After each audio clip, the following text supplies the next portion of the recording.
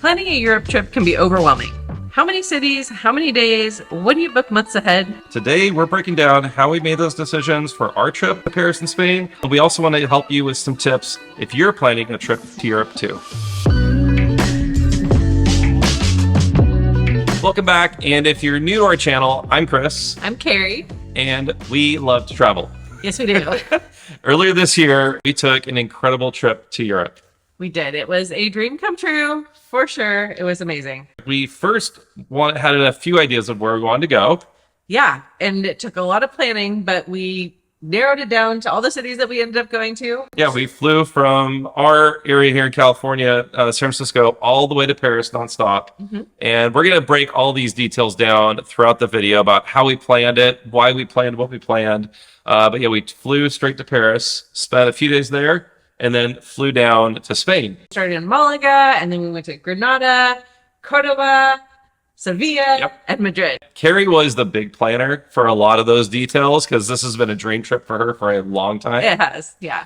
And so we want to just, again, break down all the details, all the things that may be helpful to you if you are planning a trip to Europe, because there is a lot to figure out and it can feel super overwhelming. Well, hopefully what we share with you today will help out. The first thing we want to talk about is how we chose when we were going to go on this trip. For this section and all the sections that we talk about, we're going to talk a little bit about what we considered as we made the choices we made and some things that you might want to consider as you are making choices too. For our trip, we went to Europe in late April to early May. And for us, that worked out really great timing-wise for our availability with work and schedules and everything else. We wanted to avoid summer crowds, summer heat, and typically the higher prices during summer. We started planning the trip probably over a year ahead of time.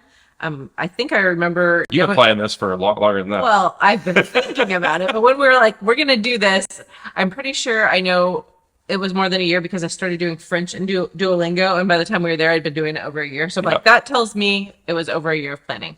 But we had kind of a large window of time that we could have gone. We started watching the prices for flights, and really we were going to use our points, so we were watching the point prices. When it comes to weather, one tip we have for you is to do some research online, and you can look to see what the average weather will look like at different times of the year based on where you're traveling. Our next section, we want to talk about how we selected where we wanted to go. And so when it comes to our itinerary, when it comes to whatever itinerary you're planning for Europe, that's a big deal. There's so many amazing places to go, and maybe you have some bucket list places to start. I think that's kind of part of it for us, is we knew a few places we definitely wanted to go, and then we were flexible with the rest. I really wanted to go to Spain. I had been dreaming about going to Spain for 20 years or more, actually. I had been to Europe 3 times before. He'd never been. And so one of the things he wanted to do was go to Disneyland Paris. Well, a few things I want to do. Originally, I want to go to London for a day or two. Then I want to go to Paris for a few days so we can go to Disneyland Paris, but because I'd never seen anywhere in Europe, especially Paris, before we went down to Spain. Yeah. And we had originally planned to go to London for like a day and then just like do some like quick hits. And then we were going to take the shuttle over to the train tunnel thing over to Paris and then spend a few days there before we went down to Spain. But something that changed that. I think our whole process there has a lot to do with the flexibility we were thinking. Yes. Because the original reason for London is because when I searched flights on Google Flights, it looked like direct flights from San Francisco to London were the cheapest. Mm-hmm. So we're like, okay, we'll start in London and then we'll go to Paris because of Disneyland, and then we'll go to Spain. Air France had like an amazing sale on point. You were texting me, trying to get a hold of me, saying Air France has special like prices on their business class seats. And that was a bucket list thing for me, was the business class. This was also our 20-year anniversary. Yeah. So it was a really special trip. Yeah. You didn't have to pull my arm too much. How important is London on this trip? I didn't think it was that important. It was also going to like eat up a bunch of time in that travel. Yeah. So we were flexible. We decided, let's do it. Let's go straight to Paris, be there for a few days, and then go to Spain. Yeah. And then we had to pick where we wanted to go in Spain. What I really wanted to do was look at a whole map of Spain, and then I wanted to look into different places I wanted to go. And I knew a few places I really wanted to go. Seville, I wanted to go to Seville, and Granada. Southern Spain, or Andalusia. With those ideas in mind, we based the trip off of that. And then think about transportation, where like how we were going to get from place to place also helped us decide the cities. Well, especially when we were trying to figure out how we're going to get from Paris to Spain. We could have taken a train, but that would have taken 1 full day. Yeah. And we didn't want to waste a whole day. So we looked at flight options and Air France had some decently priced tickets with points that we used to fly down to Malaga. I really wanted to spend at least a few days by the ocean. Yeah. Since we're going to be in southern Spain, but all the cities that you had thought of weren't on the water. Yeah, like Granada was one of them that I had just heard the most amazing things about. Chris was just like, but we're by the Mediterranean Ocean. Shouldn't we be there? And so things like that are what we considered as we chose which places we wanted to go. And then, distance of travel. We didn't want to lose a lot of time traveling. A lot of it I left up to you because this was a trip you've been wanting to do for so long. And we compromised where it made sense and it just kind of worked. The tips I would say would be flexibility, knowing some places you really want to go, and being flexible about the other places that you might want to add in and basing them on ease of transportation or cost. Facebook groups can be so helpful. I probably could talk about them in each of the sections we're going to talk about right now because of the things I learned as I was in those Facebook groups. As our daughters would say, I'm not actually a boomer, but on Facebook, in groups, it's a boomer thing to do. I can't help myself. The thing that was probably the most helpful is people would put in their itinerary and say, what do you think? And I would get ideas from them. Like everyone's like, oh yeah, you have to go to Granada. You have to be there for at least 2 days. And oh no, you don't need to be in Seville that long. You can do it for less time or whatever it was. This next section, we're going to talk about how many days you plan to be in each city. I wish I could give you a PowerPoint presentation right now, just because I'm a visual person. I know, I'm sorry. The thing is, that's why I want to see a map. And for days, I would write out, once we figured out, when we were flying in and when we were flying out, then we had to figure out what we could squeeze into each day. So I was I had a note in my phone. And you remained pretty flexible on that as we were planning. Yeah. And until we actually nailed down the hotels, which we'll talk about later, it was okay, I think day 1, day 2, day 3, that's all Paris. And then I would write day 4, I knew we were getting to Malaga. And then we had to figure out, okay, we have all these cities in Spain. How long do we need to be in each one? And so that we can get to each one and back to the airport in Madrid in time. So those Facebook groups really helped, like I said, to figure out, how much time each city deserved. And actually it was really accurate. I feel like we had just enough time in pretty much every city. Every time we left each city, I was like, okay, I feel good about that. I felt like we did enough. It wasn't too much. We were never wiped out because we were go. We had time to take some siestas, take some rest breaks, and relax and enjoy the city. But at the same time, I didn't feel like we were there too long. Yeah. And I'm sure we'll talk about it later, but we really planned the trip to not just have this checklist of things to do in every city. We really want to just enjoy each place and maybe have 1 or 2 things we really wanted to see. So we tried to time that into how long we would stay, but it was helpful to have a notes app and have all the days, April this, April that, May this, and write out so I could see it visually. And I have a whole notes app full of the dates we're going to be at each city. And then I started populating, like Carrie mentioned earlier.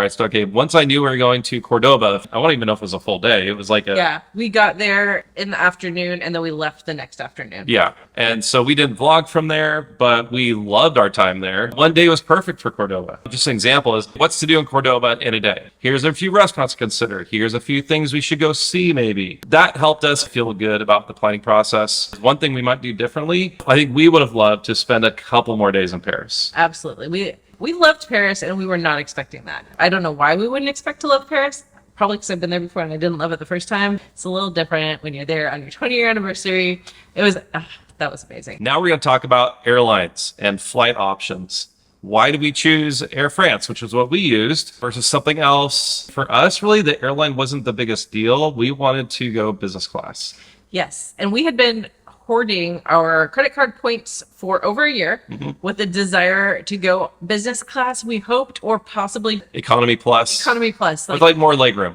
Something with that long of a flight, we wanted to be somewhat comfortable. And I really wanted to go business class because my mom has gone business class many times and I just keep hearing about it and it was everything. We wanted to live my life for a few hours. It was everything I ever hoped for and more. It was amazing. Yeah. So that was a big value to us, trying to get those business class tickets, which is why we chose Air France, because of the deal they had. For us, we valued that because it was just the two of us. If it was us and our girls, that may have been different because then we're talking about twice as many points that we need if we're all going to fly business class. Or there's no way they'd be flying or would they be flying in coach while we're enjoying the sweet life up in business class? Or would we all be in coach because we just have to get all 4 of us over there? That's probably what would have actually happened. Yeah. So that's why we left them here. Yeah. So you have to figure out, okay, what's your situation? How many people are going with you in your travel party? And what's your goal? Are you wanting to experience something elevated, or you just want to get there, like Carrie just said? A few resources. The Points Guy was great. That's how you found out about the deal on Air France. On his Instagram, I mean, I think I get his emails. I don't really read them, but on Instagram, I saw this flash. Low points for business class on Air France. I think we even changed the dates because of it. Yeah. Because we're just like, oh my gosh, we have enough points to do this. And by the way, the credit card we have is like, you can transfer your points to almost any airline. Not any, but almost any. A lot of them. So it worked with Air France, so we were so thankful for that. Yeah, for sure. By the way, if you have another resource that you love to use to get airline news, ticket offers, let us know in the comments. For us, but also for everyone else watching this video. We always are looking for more tools to help us when it comes to travel. I did mention this a little bit earlier, but we were considering taking a train from Paris down to Spain, probably to Madrid or somewhere like that. But we decided we didn't want to lose a whole day to travel. And so that's why we decided to fly Air France down to Malaga. I think it was especially once we chose Malaga that we wanted to go to, so you could see, we could both see the Mediterranean Ocean. Train line would have been like 24 hours, I think. And it was expensive. So we actually got to have almost another full day in Paris because our plane didn't leave till like 8 p.m. Yeah.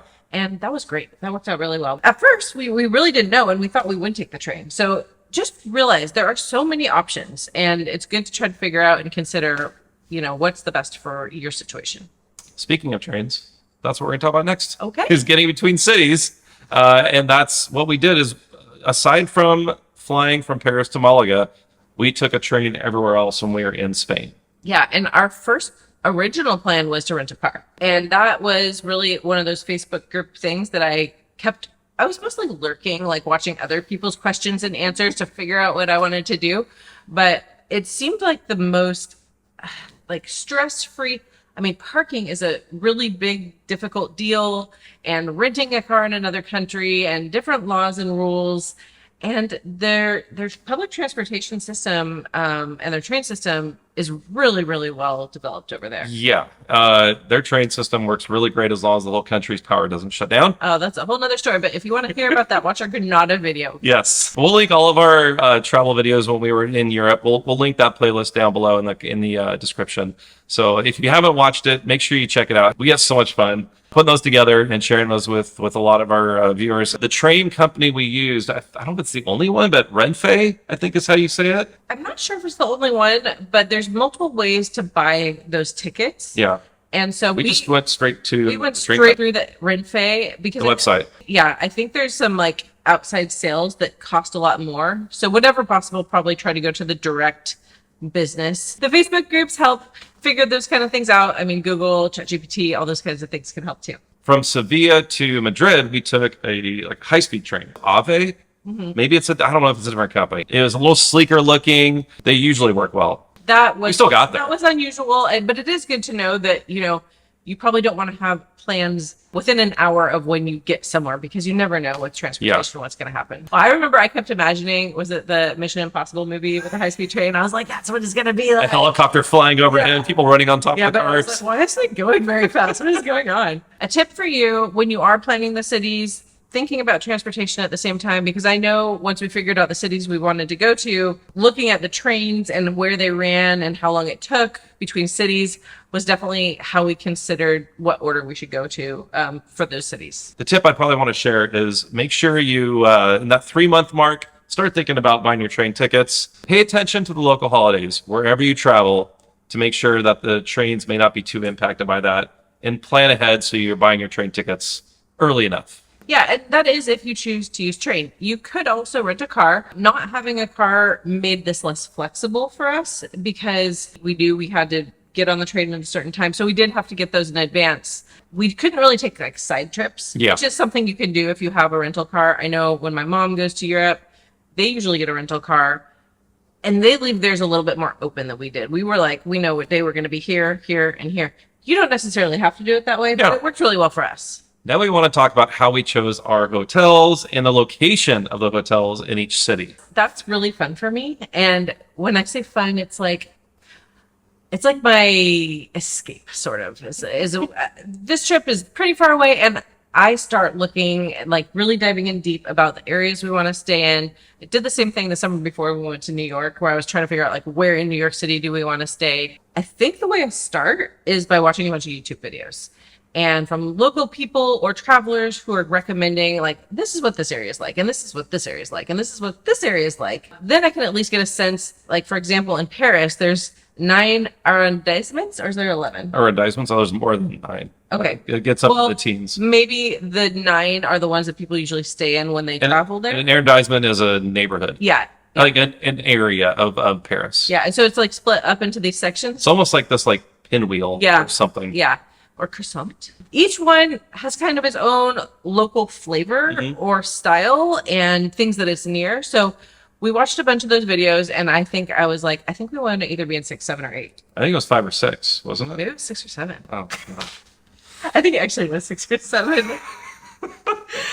Anyways, I think was it called the Latin? We stayed in the Latin Quarter. We stayed at Hotel Oratio. It was great. It was small, but so are so many hotels there. They're all going to be the rooms were small. I think we got the deluxe room, which was a little bit bigger. It had a small little balcony, which was super fun. It was a little bigger than our closet. Yeah. Just kidding. It was the perfect location for us. It wasn't right next to the Eiffel Tower, but that didn't matter much to us. We didn't have to feel like we needed to see it out of our window. Watch a bunch of videos and figure out, what area do I want to be in? And that was just for Paris, but you can do this pretty much anywhere. And so once we narrowed down the area, I usually use hotels.com. There's all kinds of different websites like that you can use, or apps.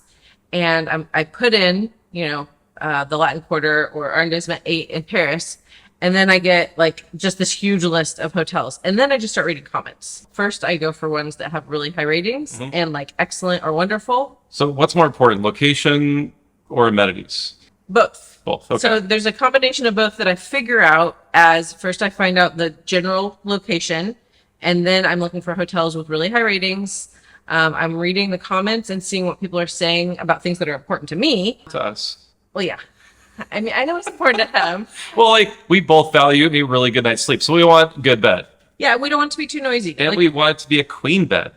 If possible, which is really a lot harder in Europe. Yeah. And we want there to be air conditioning. Yes. We want there to be an elevator because in Europe, a lot of times they just have stairs. So if you look under the amenities, it will list all these things. And so I would just be like, this one does not have that. Okay, I won't look at that one. Once I find 5 or 6 that have the amenities that we want, and then I start reading all of the reviews. But for Paris, what we were valuing was being in a close to touristy stuff, but out of the touristy area, and really feeling like we're in a neighborhood with local stuff. Yeah, so we can walk to some restaurants or walk to the nearest metro station. Or more importantly, walk to a bakery. Yes. And we were in the perfect spot for our last day there. We went to this amazing bakery. We went to a little wine shop. We went to a fromager, which was like a cheese shop. So close. We got some, and then right next to that was like a street corner grocery. It had some fresh berries and fruit. And we got all of that and had a picnic in Luxembourg Gardens, which is a few steps away from where our hotel was. Those were all things we really wanted to do more than be at museums or be in. There's things that a lot of people love to do that we're not. All still really close. Yeah, it didn't take long to walk there. That wasn't our main value. Our main value is being in a neighborhood like that. So. Looking through something like hotels.com, I know there's lots of different options for apps, but that is how I do it. And I just start herding the ones that I like. And then I look at prices, and then I look at, And we'll talk about budget later, how we chose what to spend our money on versus what to use points for and all that kind of stuff. Another thing I do with hotels.com, at least, is I look for ones that I like a lot that have reserve now, pay later. Because if I'm reserving them 6 months ahead of time, I'm not quite ready to pay yet. We now want to tell you about what we booked in advance versus what we left flexible. This is a lot of what I did when it came time to thinking through. Now that we knew what cities we're going to be in, now that we knew what areas we're going to be in, what's to do there. Non-negotiables, there were some in each city. Like in Paris, we wanted to go see Notre Dame. Thankfully, our hotel was a 10-minute walk away. We wanted to go to certain areas. We wanted to go see Montmartre. And so that's a neighborhood. It's up on a hill. We walked there, but then we took the metro back. There's so many things that you want to do. Not everything needs to be booked in advance. I know for Notre Dame, there are tickets you can get that can get you in, that you can basically skip the line. If you can, get those tickets in advance, get on Notre Dame's website. It's free. You just need to, there's a certain window where you can get your tickets for it. That's cause for research. Like if you want to go do something, Notre Dame is just an example. You found out way in advance, 11 days or something like that ahead of time, I need to book these tickets, and you put it in your calendar. Like I said, if there's non-negotiables, things we really wanted to do in some of these cities, I made sure, do we need tickets to get inside or not? Some places you don't, but some places you do. Like the Louvre. If you want to go in the Louvre, there are many ways you could probably get in. We didn't care about going inside the Louvre. We were only in Paris for a couple of days, so we didn't want to lose a whole day to that and wait in line all day inside the Louvre to see, art, and that would be great, but that's just not something that really got us going. So we decided not to do it. But if you do, I believe that there's multiple ways you can get tickets. You can book a private tour that can probably skip the line a little bit. Make sure the things that you must do, see if they need advance tickets or not. And when you need to book them by and put them in your calendar. Like if it's the Eiffel Tower, there's a certain number of days ahead of time. For the Alhambra, which was very important to us in Granada, there was like however many days, like maybe 100 days ahead of time, we had it on our calendars. Book Alhambra. Book it because it will sell out. For us, it was super important that we didn't fill up every day with something to do like back to back to back. And we wanted to make sure we had a lot of time carved out that wasn't planned. I feel like that might be one of the best overall tips in going to Europe is enjoy the city that you're in. For sure. We heard that on pretty much every YouTube video we watched. I heard it over and over in the Facebook groups I was in. I'd see people posting their itinerary and other people posting, you need to take things off of that. You're doing too much. And it's true. If you are booking your day full of activities, you're just going to be exhausted. There's so much to see in these cities just walking around and stopping at a restaurant and getting a snack or a coffee or a glass of wine or whatever it is. And it's just so enjoyable. Yeah. And even if that means going back to your hotel because you're in an area that you already want to be in, go back to your hotel, take a little bit of a break for an hour or two, and then go back out to finish off the day strong. I'm very happy with the amount of relaxed time we had, but it wasn't like just sitting around. I mean, we walked a lot every day and enjoyed every single city, just soaked it in. We enjoyed the food and we enjoyed walking it off. Trying to. We really enjoyed our flex time and valued it. And I'm glad that we planned that into our trip. Yeah, for sure. It definitely made this trip feel much more doable and it made us want to go back again. Oh, yeah. Another tip that is great to think about ahead of time is how you're going to communicate while you're in Europe, how you're going to use your phone to reach people back home, reach each other, look at your maps. And there are so many ways you can do that. We used an eSIM company called Olafly, and it worked really, really well for the most part once we got it working right. Well, there's the tip is make sure you read the instructions before you get there. I am a last minute kind of person with that kind of thing. Yeah. I have learned my lesson. Read those directions ahead of time. Yeah, read the directions, do what you're supposed to do before you actually take off versus when you land. But something important to remember and know, if you're using an eSIM, your active phone number that you usually use, that people usually use to contact you, it won't be any good. What it will give you is it gives you all the data you need on your phone, and you can make Wi-Fi calls. You can, if you're using an iPhone, you can make FaceTime calls. And so there's a lot of ways you can still stay in contact with people back at home, the people you're traveling with. So eSIM really worked really well for us. Yeah. But also check with your mobile company. They may have an international plan that works better for you than what an eSIM would offer. Yeah, or, depending on how many of you there are, you can, and you're going to be on Wi-Fi a lot, you can use the WhatsApp. Mm-hmm. That I was communicating with someone we met up with up there, and I was like, oh, they basically just used that, but they had to be in Wi-Fi. Yeah, and that won't help you if you're out and about in the city trying to figure out the metro schedule and you don't have Wi-Fi near you. I think what would have worked best for us is to keep the Olafly, but also have the WhatsApp ahead of time. Yeah. And have given those numbers to our friends and family and stuff. Yeah. But that maybe was, something we learned. But do your research, find out what works best for you. We'll put a link in the description below with a code you can use to get like a 5% discount with Olafly. Do a little research, figure out what works best. For us, the Olafly eSIM did work really well. Yeah. So now we're going to focus on budget and costs in this section. And this one can be a very challenging one because this is when like the rubber meets the road It's when dreams turn into reality or not, if the budget isn't there. One thing that really freed us up a lot with our budget was because we were able to use so many points for different things. Yeah, and part of that is because Air France had that amazing sale. So we actually saved, like, we had so many points saved. Yeah. And for our airline tickets. For our airline tickets, and we still had a ton left. So we actually paid for almost all of our hotels. Except 2, I think. Yeah, with those points. And that's what I was going to say earlier was I did the reserve now, pay later on hotels.com. What we actually did was we ended up canceling that and paying with points. Yeah. Or credit card. Yeah. So that was one way we saved a lot of money. Yeah, we definitely saved a lot. And that freed us up then to be a bit less conservative with the money that we spent when we were actually there. And so that made it a lot more fun to just decide, do we want to reserve, make a dining reservation at a really nice restaurant, or do we not? Although we did do a cooking class there, which we could talk about in a minute. We decided to do more, I don't want to say street food, but like little local walk-up places. Mm-hmm.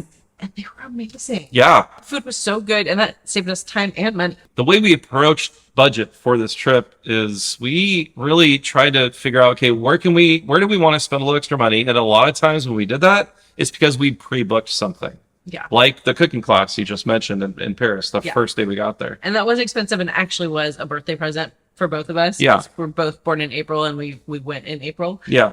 So that was a present. Not for us, to ourselves. No, from a family member. Someone gave that to us after they asked what we wanted, and we said, this would be nice. Really knowing what's the most important to you and how much it costs. We wanted to see a flamenco show in Spain. Yeah. And that was, that cost a little bit of money. So we knew we were going to do that. That was kind of our budget, was get these expensive things and then try to make choices that were not too spendy. So a really quick section here. We want to just throw this in because for us, this was an adult-only trip. Yes. And like Carrie said earlier, it was our 20-year anniversary. This is kind of our big thing we did this year, just the two of us. It was, I have no regrets. Yeah, it was. I do want to go back to Europe, to Paris, especially with the girls at some point. That'd be fun. Yeah. We weren't parents. We were just us. And it had been a long time since it had been like that. And that was really nice. Yep. Whenever you can do it, I completely advise an adults-only trip to Europe. It was amazing. An adults-only trip anywhere. But to Europe was amazing. There was definitely some just opportunities to just relax a little bit, enjoy a few moments together that were really romantic and really just fun. Like the Paris picnic. Or even just the little weird dinner spot that we didn't really vlog much about after a long day in Paris where you got your steak and frites. Oh, it was late at night. We were tired, but we could enjoy it being together. It does create some moments that are really impossible to have when you have the whole family there. While I love my family, all four of us very much. Yes, we do. Having our two kids with us is always fun. But there's always some tension too, because they might 1 second be fighting about something and 1 second having fun. Or one person wants to go here and one person wants to go there. We never have those problems. Yeah, we travel really well together. Yeah. I think a tip to go along with that with adults only trip is really to know ahead of time the expectations. And that each of you have. Yeah. And you really wanted to go to Disneyland. Yeah. If we didn't have that conversation until we got there. Yeah. That would have been rough. So it's okay, I know who really wants to go and I'll go. And I had fun. I had a really good time. Yeah. But it's good to have these kind of conversations ahead of time about what's important to you, so we can have everyone, the two of us, both have a great time. Maybe I didn't always do the best with that because everywhere we went, you wanted to get more melted hot chocolate. And I was just okay, no more. I think we had enough. Hot chocolate and churros. Yeah. Yeah. The one thing we didn't do in Paris that, maybe we'll just segue into the next section right now. Yeah. Is any regrets that we had or things that we do differently. Are they all going to be food regrets? Yeah. Maybe.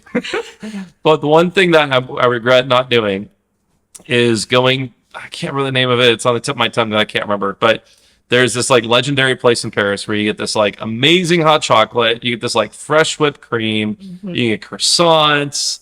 And it sounds perfect. Yeah, that does sound amazing. I mean, I would love to have that too. But it is good to know, along with the expectations, you can't really do everything you want to do, probably. So figuring out what's the most important and making sure both people get to hit some of the really important things. Yeah. We're foodies, so I have all these ideas of what I'd love to do.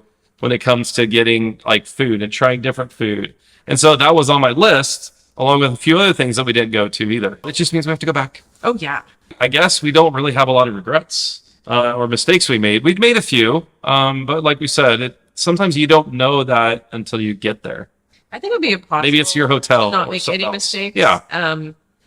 You just have to be flexible. When you read it on paper, you look at it online, you watch videos, it sounds one way, you get there, and the expectation you had doesn't match up with the reality, that's going to happen. Yeah. So that's when flexibility is so important. Yeah. Hopefully what we shared in this video, our experience and some of our tips are helpful to you if you're planning a trip to Europe, to Paris, to Spain. And if you are going to Europe, let us know in the comments where you're going. If you're planning a trip there, where you're going, and we'd love to know that. And also, if you have any questions based on what we shared today, based on any of the videos you saw of us sharing from our Paris and Spain videos, let us know in the comments as well. We would love to be able to answer those and answer any questions maybe that we didn't answer in this video. If you're still here to the very end of this video, then thank you. And maybe you also want to watch our Spain and Paris videos, hopefully, and also our we also made one about business class and flying. And we also made a video about packing for Europe. Yeah, so we have a bunch of different videos. We'll link them all in the description of this video. Thanks again for watching. Make sure you like this video, hit subscribe, hit that notification bell so you don't miss any of our future videos. And we sure appreciate you guys. We hope you guys have an amazing week, and we'll see you again really soon. Bye. Bye.